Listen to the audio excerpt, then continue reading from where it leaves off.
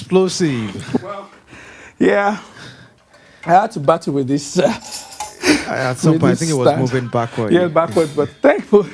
So, Wow. thank you very much. Man, you play like an octopus.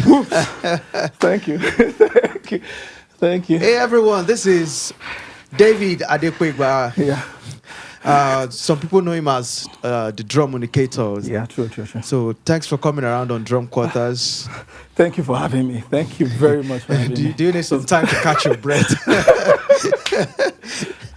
Yeah. Good to have you around. Good to have you around. How are you doing? I'm very good. I'm very cool. Very cool. Man, how many pedals do you have there? Well, I have yeah, basically. Wow. Your pedals alone could buy a drum set.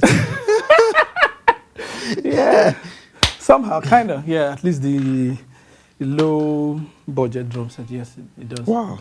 Welcome once again. Thank you very much. Thank you for having me. So today, Mr. David will be showing us some concept on applying double bass drum on African drumming. Okay. So what do you have for us today? Well, I'll be teaching applying double bass drum to African rhythms and African grooves, creating unique African sounds using the double bass.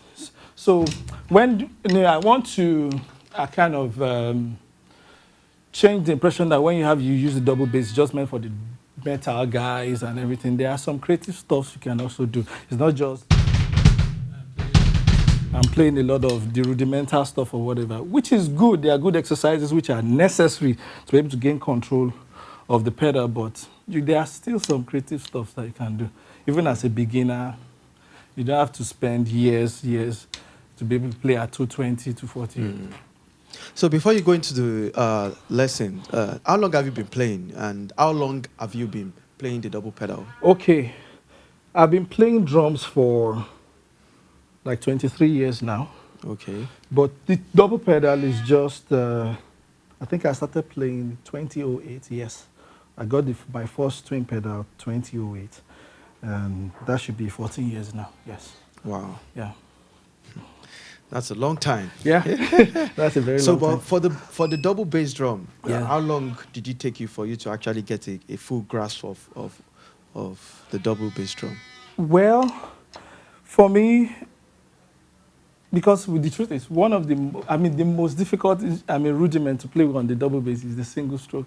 Okay. So I left the single stroke roll but I mastered double stroke roll in less than 3 months of getting double stroke roll. At least I could play at like 160, 160 BPM thereabout, and less than 3 months, I was able to master double stroke roll at least to a playable. So you're saying if I go into the store and buy a double pedal, in like 6 months, 1 year, I could play some basic stuff with someone? Yes, absolutely. If you put in the time and you are focused and disciplined about it, and you don't have distractions like we have today. A lot of distractions on the internet and also, if you put in the time. Awesome. Yes. So what do you have for us today? Can you give us some examples on applying the bass? Basically, I'll pick regular grooves that you play and add some double bass flavors to it, basically. So let's pick the regular beats that you play, like the normal calypso groove that we use in church. Okay. Just as basic as it sounds. Okay. So what you can just do, I usually love playing into the one. So 1, 2, 3, 1, 2, 3. So you can pick that groove. You won't play the and or 4 on the snare game. That's bad. Okay. Yeah, so okay. And you can decide to be a bit melodic about.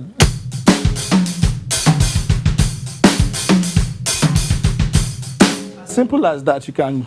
And that was actually the first groove I was using in church. Especially, I remember this song, this title bed song. But I will bless the Lord. So when we get to He has done, so I'll play the cascara on the cowbell. So I usually play some He has done.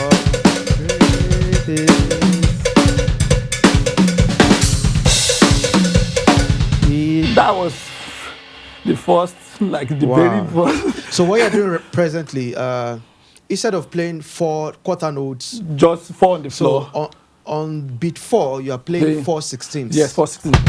So I just So and what foot combination are you using? Are you using singles or doubles, right? just singles. Just singles. Singles, Okay. singles. It's stronger. You have a strong bass drum than Oh, that. okay. It's, at that tempo, I feel singles is going to work. Okay. Really work. So can you elaborate more on this? So taking it down, then at a point there are some drummers that influence the way I play. Initially, I watched Dave Weckl play. I think it was this song. I've forgotten. He released it in this Perpetual Motion album. Is it something festival or something? A tempo. Tempo the festival. Yes. So I think the bass, and he had another Okay. pedal connected to I think an 18-inch. Yes. So it was playing something.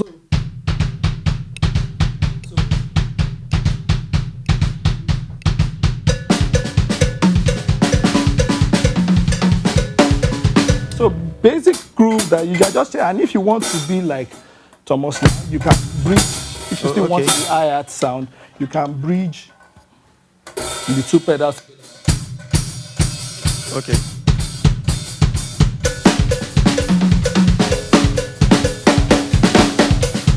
And these are basic examples that you can start with. I mean, there are numerous stuff that you can do on the twin, especially for me. I have an intricate setup. I Yeah, jump very around. intricate. So these are basic. If you don't have my kind of setup, of course, you can just do hi-hat and you are good to go. Then there's another, and I mean, like elaborating on that concept. Okay. There was time I started thinking of jumping, playing Alternating between. 8 notes between Okay. on my left foot, but the downbeats on the bass drum on the Oh, left. okay. So the hi-hat is on Okay. and so.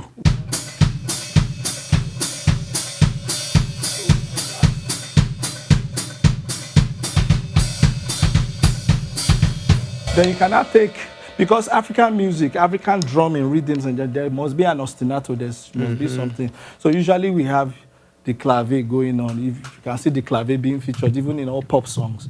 So this example I want to give you, something you can use. You have something driving already. So the right foot, you play that tumbao, the usual tumbao, salsa, tumbao, bass drum, tumbao thing.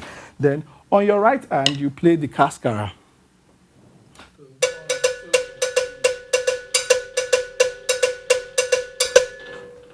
Then on your left hand, you play the clave. Okay. So you just the rumba clave, as Cubans we call it, but